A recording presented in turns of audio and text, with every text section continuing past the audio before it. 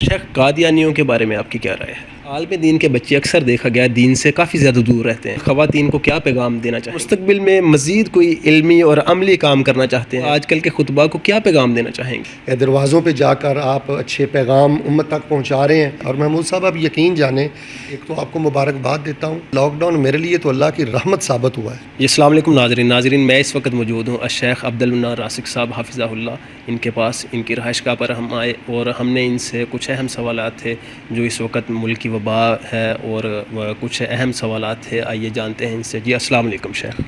وعلیکم السلام ورحمۃ اللہ وبرکاتہ. شیخ محترم کیا حال ہے؟ ٹھیک ہے جی. الحمد للہ نحمد اللہ کی بڑی رحمت ہے الحمد للہ. شیخ محترم، اس وقت جو کرونا کی وبا ہے اس کے حوالہ سے کورونا کی وبا جی ہمارے لیے تو بڑی خطرناک ثابت ہوئی ہے. آپ ملکی حالات دیکھ لیں اور عالمی انٹرنیشنل حالات دیکھ لیں، پوری دنیا اس کی زد میں ہے، اور بالخصوص یہ جو مساجد کو بند کیا گیا ہے اس حوالے سے تو بہت زیادہ دل غمگین ہے. خطبات تک کی ادائیگی میں تنگی ہے، اور میں یہ سمجھتا ہوں واللہ عالم کچھ حد تک کرونا ہے، لیکن اس کی آڑ میں مفاد اور سیاست زیادہ نظر آ رہی ہے. بہر اللہ تعالی ہمیں اس وبا سے اور اس جیسی دیگر وباؤں سے اللہ محفوظ فرمائے. تو آپ تبلیغ کے میدان میں کب سے ہیں شیخ؟ میں تبلیغ کے میدان میں تقریباً کم و بیش 20 سال سے ہوں بحمدہ تعالی. 17 سال کی عمر میں اللہ کے فضل سے میں نے ادارے سے فراغت حاصل کر لی تھی. اس کے بعد تدریس میں اور تصنیف میں اور دعوت و تبلیغ میں بحمدہ تعالی مصروف ہوں. تدریسی جو عمل ہے آپ کا وہ کہاں سے شروع ہوا اور کیسے شروع ہوا؟ سب سے پہلے تو میں نے تدریس کا جو آغاز ہے وہ دارالحدیث محمدیہ ہے حافظ آباد میں، سب سے پہلے آغاز وہاں سے کیا تھا. پھر اس کے بعد کچھ عرصہ کلیہ دارالقرآن ہے جناح کلونی میں، وہاں میں نے پڑھایا. اور 2 سال مرکز الامام بخاری ہے مقام حیا سرگودا میں، وہاں بھی بحمدہ تعالی نخبۃ الاحادیث اور بلوغ المرام جو بچے اس وقت وہاں تدریس کر رہے ہیں انہوں نے ابتدائی کتابیں نحو کی اور احادیث کی مجھ سے پڑھی ہیں بحمدہ تعالی. جو موجودہ صورتحال ہے اس پہ آپ علماء کرام کو کیا پیغام دینا چاہتے ہیں جو آج کل کے علماء کرام ہیں موجودہ؟ دیکھیں جی، علماء کرام سے تو ہم خود تربیت حاصل کرتے ہیں، باقی جو نوخیز خطباء کرام ہیں جو اسٹیج کی زینت ہیں ان کی خدمت میں گزارش یہی کروں گا کہ وہ ایک تو مطالعہ بہت زیادہ کریں، سیاستہ پڑھیں، سیرت اور تاریخ کی کتابیں پڑھیں، تفقہ فی الدین حاصل کریں، اور پھر اپنے اندر خشیت پیدا کریں. اس کا ایک تو فائدہ یہ ہوگا کہ فتویٰ میں وہ جلدی نہیں کریں گے، اور دوسری بات یہ ہے کہ اصل چیز ہے کہ علم کے ساتھ ساتھ اگر خشیت ہو تو اللہ تعالیٰ بہت زیادہ برکتیں دیتے ہیں. شیخ، دعوت تبلیغ کے میدان میں آپ کوئی ایسا واقعہ جو آپ کبھی نہ بھولے ہوں؟ 2 واقعات ہیں جی. ایک تو واقعہ وہ ہے جس نے میرے حوصلے بہت بلند کیے، اور ایک واقعہ وہ ہے جس نے وقتی طور پہ تو حوصلہ توڑا تھا لیکن اللہ کی رحمت شامل آ رہی. ایک واقعہ یہ ہے کہ ہم شیخ صاحب کے پاس پڑھنے کے لیے جاتے تھے تو ہمارے پاس کرایہ بھی نہیں ہوتا تھا. تو ایک دفعہ میں نے شیخ محترم سے کہا کہ شیخ محترم غربت بہت زیادہ ہے، آپ کے پاس پہنچنے کے لیے کرایہ بھی نہیں ہوتا، تو بتائیں کیا کریں. وہ شیخ صاحب نے ایک جملہ بولا، وہ جملہ پنجابی کا تھا لیکن اس نے زندگی بدل دی. وہ فرمانے لگے آپ یہ بتائیں کہ آپ دین کے ساتھ مخلص ہیں. تو میں نے کہا جی دعویٰ تو نہیں ہے لیکن کوشش انشاءاللہ ضرور ہے کہ ہم مخلص ہیں. تو وہ فرمانے لگے راسخ میاں اللہ نو مت نہیں دینی پیندی، اللہ کو پتہ ہے میرا بندہ کس حال میں ہے، بس کوشش جاری رکھو، اخلاص سے لگے رہو، اللہ تعالیٰ محنت کو ضائع نہیں کرے گا. یقیناً یہ جو ان کا بول تھا وہ میرے لیے بہت زیادہ حوصلہ افزا تھا. ایک تو یہ بول اور شیخ محترم کا یہ جملہ مجھے نہیں بھولتا، اور دوسرا وہ حوصلہ شکن واقعہ نہیں بھولتا. میں نے سب سے پہلے اپنی زندگی کی کتاب لکھی تھی نرمی، آج سے تقریباً 16 سال پہلے. وہ میں نے نرمی کے موضوع پر کافی احادیث جمع کی تھی. وہ ایک شیخ محترم کو میں نے پروف ریڈنگ کے لیے بھیجیں، یا میری خواہش تھی کہ اس پہ کچھ تقریض کے کلمات لکھ دیں. تو انہوں نے کافی عرصہ وہ کتاب اپنے پاس رکھنے کے بعد ویسے ہی مجھے واپس لٹا دی اور فرمایا کہ اس پہ میں کیا تقریض لکھوں، اس میں تو بس بعض احادیث ہیں جن کو جمع کیا گیا ہے. تو جب انہوں نے چند ماہ اپنے پاس وہ کتاب رکھ کر ویسے ہی مجھے واپس لٹا دی تو وہ میرے لیے بڑا حوصلہ شکن واقعہ تھا جس کو میں آج تک نہیں بھول سکا. لیکن میں طلباء کی خدمت میں گزارش کروں گا کہ ایسے واقعات زندگی میں آتے رہتے ہیں، ان سے گھبرانا نہیں چاہیے، پریشان نہیں ہونا چاہیے، ہمت شکستہ نہیں ہونا چاہیے، بلکہ اللہ پہ توکل اور یقین رکھنا چاہیے. اللہ اپنے بندوں کو ضائع نہیں کرے. شیخ، اس اس میں جو آج کل جو اس ممبر محراب کا اس وقت تقدس پامال کیا جا رہا ہے، اس میں آپ آج کل کے خطبہ کو کیا پیغام دینا چاہیں گے؟ دیکھیں جی، میں تو پیغام یہی دینا چاہوں گا کہ دیکھیں، مسجد کی ایک حرمت ہے، عزت ہے. مسجد میں پیاز کھا کر آنا یہ جائز نہیں ہے، اور مسجد میں کسی گمشدہ چیز کا اعلان کرنا یہ جائز نہیں ہے، کسی چیز کی خرید و فروخت جائز نہیں ہے. چہ جائے کہ مساجد میں اور عین جب کتاب و سنت کو بیان کیا جا رہا ہو اس وقت کوئی جگت بازی کی جائے، کچھ چٹکلے اور لطیفے سنائے جائیں. ان چیزوں نے بہت زیادہ ہمارے اسٹیج کا نقصان کیا ہے، لوگوں کے مزاج بدل دیے ہیں. اور محمود صاحب، آپ یقین جانیں، دل خون کے عنصر ہوتا ہے کہ اس وقت ہمارا اسٹیج اس قدر زیادہ یتیم ہو چکا ہے کہ ایک سچے اچھے سکہ عالم دین کی گفتگو سننے کو لوگ تیار ہی نہیں ہیں. تو ہم خطباء کی خدمت میں یہی گزارش کریں گے کہ وہ بہت زیادہ محنت کر رہے ہیں، وہ اللہ کے گھر کے تقدس کو سمجھیں، قرآن و حدیث کے تقدس کو سمجھیں. پھر فرشتے موجود ہوتے ہیں، جس قدر زیادہ وہ سنجیدگی کے ساتھ کتاب و سنت کی نصوص کو بیان کریں گے، اللہ ان کو بھی عزت دے گا اور اللہ کے ہاں ان کا درجہ بھی ہوگا. اچھا شیخ، آج کل خطبہ میں صفت کیا ہونی چاہیے آج کل کے خطبہ میں؟ آج کل کے خطیب میں یہ سمجھتا ہوں سب سے بڑی جو صفت ہے وہ جی اخلاص ہے. کرائے پہ نظر نہیں ہونی چاہیے، میرا کتنا پٹرول لگا ہے، میری گاڑی کتنی قیمتی ہے اور مجھے بچت کیا ہوئی ہے، اس طرح کی نکمی سوچ نہیں ہونی چاہیے. اخلاص ہونا چاہیے اور موضوع کے ساتھ پوری دیانت ہونی چاہیے، یعنی کہ کئی مہینے اور ہفتے لگا کر ایک موضوع تیار کرنا چاہیے. شیخ، آج کل آپ کس امام کی کتابیں زیادہ تر پڑھ رہے ہیں؟ میں شروع سے امام ابن قیم رحمہ اللہ، یہ شیخ الاسلام ابن تیمیہ کے بڑے مشہور شاگرد ہیں، ابن قیم رحمہ اللہ رحمۃ واسعہ. ان کی کتابیں بڑی شاندار ہیں، بڑی روحانی، روح پرور اور بڑی ایمانی کتابیں ہیں. بعض کتابوں کی ٹرانسلیشن اور تراجم جو ہے وہ ہو چکے ہیں اردو زبان میں. میں تو خطباء کو یہ نصیحت بھی کرتا ہوں اور وصیت بھی کرتا ہوں کہ ابن قیم کو بہت زیادہ پڑھیں، بہت زیادہ پڑھیں. اچھا شیخ، آپ نے جتنی بھی کتابیں لکھی ہیں اور وہ کتنی ہیں، ان کی تعداد کیا ہے اور ان کے نام کیا ہے؟ الحمدللہ میری تصانیف کردہ کتابوں کی تعداد تقریباً 3 درجن کے قریب ہے. تقریباً ماشاءاللہ 3 درجن کے قریب ہے. سب سے پہلے ابھی میں جامعہ اسلامیہ صادق آباد حضرت امام زاہدی حفظہ اللہ کے پاس پڑھتا تھا، تو بیروت سے میری 2 کتابیں اصول فقہ پر اور اصول حدیث پر عربی زبان میں بیروت سے شائع ہو چکی تھیں. الحمدللہ میں خطبات بھی لکھتا ہوں، تراجم بھی کرتا ہوں اور فنون پر بھی کوشش کرتا ہوں کہ اچھی چیزیں لکھی جائیں. تو تقریباً ان کی تعداد 3 درجن سے انشاءاللہ زائد ہے، کم نہیں ہے. اچھا شیخ، قادیانیوں کے بارے میں آپ کی کیا رائے ہے؟ قادیانیوں کے بارے میں میری وہی رائے ہے جی جو سکہ علماء دین کی ہے، کہ یہ زنادقہ ہیں، زندیق لوگ ہیں، یہ صرف کافر نہیں ہیں، مرتد ہیں، زندیق ہیں. اور میں تو دلائل کی روشنی میں ان کو عیسائیوں سے اور یہودیوں سے زیادہ بدتر کافر سمجھتا ہوں. یہ کلمے کا نام لیتے ہیں، قرآن کا نام لیتے ہیں، مکہ مدینے کا نام لیتے ہیں، احادیث کا نام لیتے ہیں اور ان کی من چاہی ایسی تفسیر کرتے ہیں کہ جو میں سمجھتا ہوں بہت خطرناک گناہ ہے. جی یہ زندیق لوگ ہیں پرلے درجے کے. اچھا شیخ، آپ آج کل خواتین کو کیا پیغام دینا چاہیں گے، جو اہم پیغام ہے آج کل کی ان کی ضرورت ہے؟ اس موضوع پر میری 2 کتابیں ہیں. ایک تو گھر برباد کیوں ہوتے ہیں اور ایک میری کتاب ہے طلاقیں کیوں ہوتی ہیں. یہ ہر مسلمان عورت کو پڑھنی چاہیے دونوں کتابیں. باقی سب سے پہلی بات یہ ہے کہ ہماری بیٹیوں کو، بہنوں کو، ماؤں کو شرم و حیا کے زیور سے آراستہ و پیراستہ ہونا چاہیے. سب سے پہلی بات یہ ہے. اور دوسری بات یہ ہے کہ خدمت میں عظمت ہے. جو بیٹی خدمت گزار ہو، جو بہن خدمت گزار ہو، جو بیوی خدمت گزار ہو، اللہ اس کو بڑی عظمت دیتا ہے. تو میں یہ سمجھتا ہوں کہ خدمت سے منہ نہیں چرانا چاہیے اور اس کو بوجھ نہیں سمجھنا چاہیے، بلکہ یہ بہت بڑی عظمت ہے. اور میں خواتین کی خدمت میں یہی 2 باتیں پیش کروں گا. ایک تو وہ شرم و حیا کے زیور سے راستہ و پیراستہ رہیں، اور دوسری بات یہ ہے کہ اپنے اعزاء و اقرباء کی خدمت میں کوئی کوتاہی نہ کریں. اچھا شیخ، عالم دین کے بچے اکثر دیکھا گیا ہے دین سے کافی زیادہ دور رہتے ہیں، اس کی مین وجہ کیا ہے؟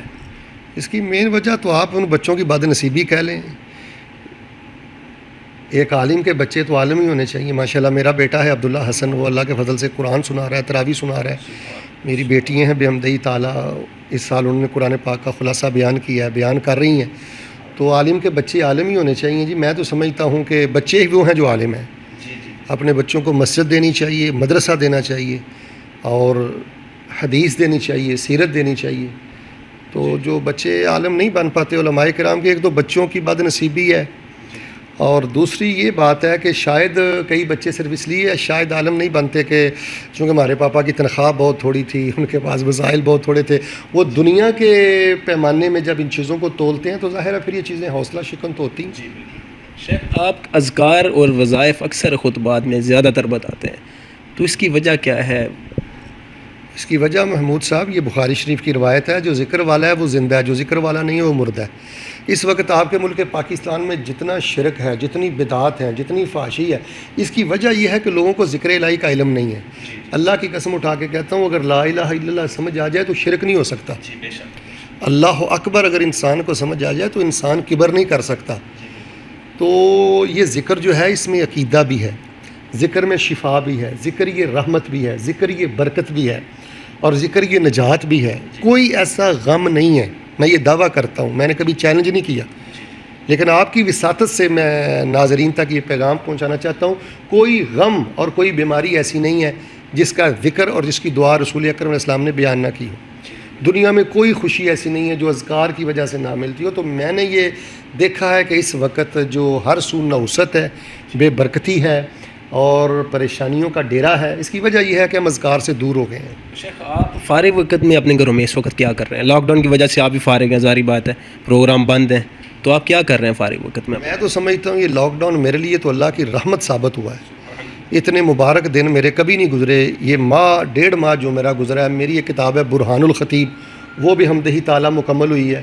اسی طرح اللہ تبارک و تعالیٰ کے فضل سے 1-2 کتابوں کے میں نے تراجم شروع کیے تھے، وہ میں نے کمپلیٹ کیے ہیں، اور اسی طرح میں الحمدللہ 1-2 کلاسز بھی لے رہا ہوں۔ تو بہت زیادہ مبارک وقت گزرا ہے جی اللہ کے فضل سے، اللہ بس قبول فرمائے۔ شیخ، آپ مستقبل میں مزید کوئی علمی اور عملی کام کرنا چاہتے ہیں، وہ ذرا عوام کو بتائیے گا۔ اللہ کی توفیق سے انشاءاللہ میں قرآن پاک کا ترجمہ کرنا چاہتا ہوں اور اس کی تفسیر کرنا چاہتا ہوں۔ ترجمہ میں نے شروع کیا ہوا ہے، چند صورتوں کا میں نے کر لیا ہے۔ یہ جس طرح تفسیر احسن البیان ہے نا، انشاءاللہ 1 جلد میں پورے قرآن پاک کا ترجمہ اور تفسیر کوشش کریں گے کہ ان کی روحانی تعبیر ہو، قرآن کا پیغام ہو اس میں۔ ایک تو یہ کام کچھ جاری ہے اور مستقبل میں اس کو مکمل کرنے کا ارادہ ہے۔ دوسرا میری انشاءاللہ کوشش ہے کہ مستقبل قریب میں خطباء کے لیے کوئی اکیڈمی قائم کی جائے، جس میں میں کوشش کروں گا کہ مختلف جامعات سے جو طلباء فارغ ہوتے ہیں اور ان میں خطابت کی صلاحیت ہوتی ہے، ان کی ایک تو تربیت کی جائے اور ان کو خطابت کے اصولوں سے آگاہ کیا جائے، اور پھر ان کو کتابیں مہیا کی جائیں اور ان کی مکمل تربیت کی جائے اور مالی اعانت کی جائے انشاءاللہ۔ اچھا شیخ، جو اس وقت موجودہ حالات ہے اس میں کرونا سے بچاؤ کی کوئی احتیاطی تدابیر یا کوئی قرآن و سنت کے مطابق اس کا علاج آپ عوام الناس کو بتائیں؟ محمود صاحب صبح و شام کے اذکار پڑھیں، پورے یقین کے ساتھ پڑھیں، کوئی وبا آپ کے قریب نہیں آئے گی۔ میں یہ سمجھتا ہوں کہ جو ہمیں مسجد سے دور کیا جا رہا ہے، اس فیصلے پر ہمیں مزید غور کر لینا چاہیے، کیونکہ مساجد یہ شفا خانے ہیں۔ ایک تو صبح و شام کے اذکار پر پابندی کریں، اور بالخصوص رسول رحمت علیہ السلام نے امراض سے بچاؤ کے لیے جو اذکار بیان کیے ہیں، جیسے اعوذ بکلمات اللہ التامات من شر ما خلق، یا بسم اللہ الذی لا یضر مع اسمہ شیء فی الارض ولا فی السماء وهو السمیع العلیم، یہ اذکار پابندی سے ہمیں پڑھنے چاہیے۔ شیخ، آپ عوام الناس کو کوئی اہم پیغام دینا چاہیں گے آخر پہ؟ میں آخر میں یہی پیغام دوں گا جی کہ قرآن شریف کے طالب علم بن کر جئیں، قرآن شریف کا ترجمہ پڑھا کریں، تفسیر پڑھا کریں، چاہے ایک آیت کی پڑھیں۔ جس انسان کی زندگی میں قرآن نہیں ہے، آپ اگر مائنڈ نہ کریں، وہ انسان کہلانے کا حقدار نہیں ہے۔ جس انسان کی عمر 40 سال ہے، مجھے آپ بتائیں میرے ناظرین، اب جس کی عمر 40 سال ہے اس کو قرآن کی 40 آیات کا بھی ترجمہ نہیں آتا، کیا وہ مسلمان کہلانے کا حقدار ہے؟ یہ ہماری ماضی قریب میں ڈاکٹر غلام مرتضیٰ ملک تھے، ان کو شہید کر دیا گیا تھا لاہور میں۔ قرآن کے حوالے سے ان کی بڑی خدمات ہیں۔ انہوں نے اپنی کتاب کے مقدمہ میں لکھا ہے کہ جو انسان 24 گھنٹوں میں سے 24 منٹ بھی قرآن کو نہیں دیتا، وہ قانونی اور موروثی مسلمان تو ہو سکتا ہے، وہ حقیقی مسلمان نہیں ہے۔ تو میں اپنے ناظرین کو آپ کی وساطت سے ایک تو آپ کو مبارکباد دیتا ہوں کہ آپ ایک صالح اچھے نوجوان ہیں اور دین اور مسلک کا کام کر رہے ہیں، فرقہ واریت سے ہٹ کر رہے ہیں، اور علماء کی دروازوں پہ جا کر آپ اچھے پیغام امت تک پہنچا رہے ہیں۔ تو آپ کی وساطت سے جی میرا پیغام قرآن ہے۔ بچیوں کو قرآن پڑھائیں، بچوں کو قرآن پڑھائیں، ناظرہ پڑھائیں، حدر پڑھائیں، ترجمہ پڑھائیں۔ چاہے آپ کا بچہ موچی ہے، نائی ہے، آپ کا بچہ کریانے کی دکان پہ بیٹھتا ہے، اس کو قرآن کا ترجمہ آنا چاہیے۔ مجھے آپ بتائیں کہ جس کو معوذتین کا بھی ترجمہ نہیں آتا، آیت الکرسی کا بھی ترجمہ نہیں آتا، وہ کیسا مسلمان ہے, اس نے رسول عربی ہاشمی صلی اللہ علیہ وسلم کی کیا قدر کی ہے, اس نے قرآن کی کیا قدر کی ہے. تو میرا جی پہلا اور آخری یہی پیغام ہے کہ یہ وقت ہے کہ آپ قرآن کے ساتھ جڑ جائیں, نیک بنیں اور نیکی پھیلائیں, اور قرآن کی تعلیمات کو آگے پھیلائیں. فیس بک پر, واٹس ایپ پر, جہاں جہاں آپ کا بس چلے آپ قرآن کے دائی بن کر جئیں. اور شیخ آج کل ہمیں سوشل میڈیا کس طرح استعمال کرنا چاہیے؟ یہ میں سمجھتا ہوں جی یہ جو سوشل میڈیا ہے یہ اللہ کی بہت بڑی نعمت بھی ہے. ہم لمحہ بھر میں اپنا پیغام دنیا کے آخری کونے تک پہنچا سکتے ہیں. اگر آپ یہ چاہتے ہیں کہ اسلام غالب آئے, اور اگر آپ یہ چاہتے ہیں کہ یہ چیزیں ہمارے لیے نعمت بن جائیں, تو ان کا مثبت استعمال کریں.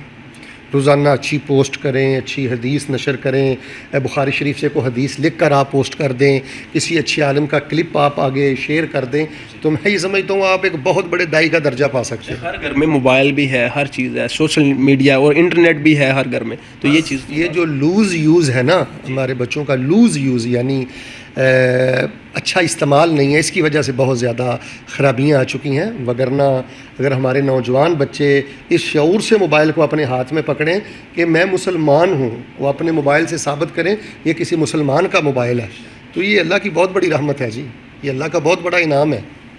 شیخ آپ کے خاندان میں سب سے پہلے اسلام کا کام کیسے شروع ہوا, یہ ہم ذرا جاننا چاہتے ہیں.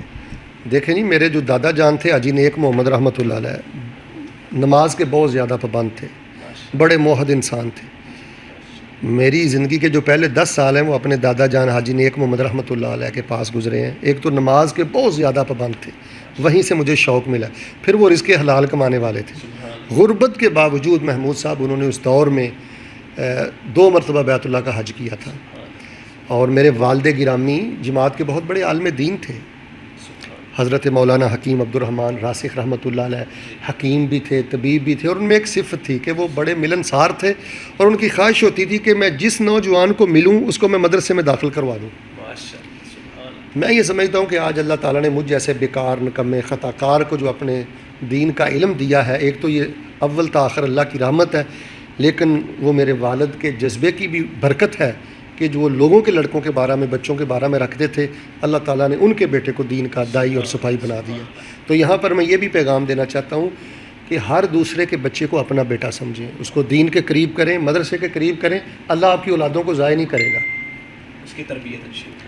اسی طرح میرے چچا جان ہیں پروفیسر عبدالستار حامد صاحب, وزیر آباد میں ہوتے ہیں, مفسر قرآن ہیں, مرکزی جمعیت اہل حدیث پنجاب کے وہ ایک عرصہ امیر رہے ہیں, اب وہ نائب امیر ہیں مرکزی جمعیت اہل حدیث پاکستان کے.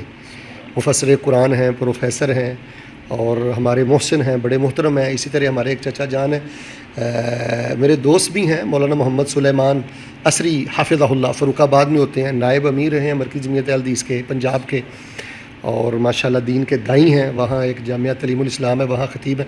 ہمارا خاندان بھی حمدہ تعالیٰ یہ علماء کا خاندان. مولانا اعظم ہوتے تھے رحمۃ اللہ علیہ گجرانوالہ میں, وہ میرے چچا جان مولانا سلیمان عصری حافظہ اللہ ان کے سسر تھے. اسی طرح جو میرے پھوپھو زاد بھائی ہیں, چچا زاد بھائی ہیں, وہ پروفیسر ہیں, عالم ہیں, سب خطیب ہیں بھی حمدہ تعالیٰ. اچھا شیخ, آپ نے خطابت کا میدان کہاں سے شروع کیا, آج آپ کہاں پہ ہیں؟ دیکھیں جی, سب سے پہلے میں نے جو خطبہ جمعہ ہے وہ میں نے کیلیاں والا شریف سے شروع کیا ہے. علی پور چٹھا کے پاس ہے کیلیاں والا شریف, اس کو عرف میں کہا جاتا ہے, اس لیے میں نے لفظ شریف بول دیا.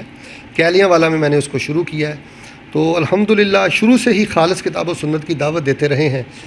آغاز میں بھی بڑی برکت تھی, درمیان میں بھی بڑی برکت تھی, تو اب تو اللہ تعالیٰ نے بہت ہی برکتیں عطا فرمائی ہیں. اور میں یہ سمجھتا ہوں کہ خطابت کو فن نہیں سمجھنا چاہیے, خطابت کو صرف یہ نہیں سمجھنا چاہیے کہ میری اچھی طرز ہوگی تو میں آگے بڑھوں گا, یا کسی کی کاپی کروں گا تو آگے بڑھوں گا. ان تمام سوچوں سے بالا تر ہو کر خالص کتاب و سنت جو ایک فطرتی انداز ہے, اس انداز میں آپ بیان کریں. اللہ کی مدد آپ کے ساتھ ہے انشاءاللہ. شاید اس وقت آپ کمال آباد میں ہیں؟ جی الحمدللہ, میں تقریباً 10 سال سے جامعہ مسجد ربانی کمال آباد میں جمعہ پڑھاتا ہوں.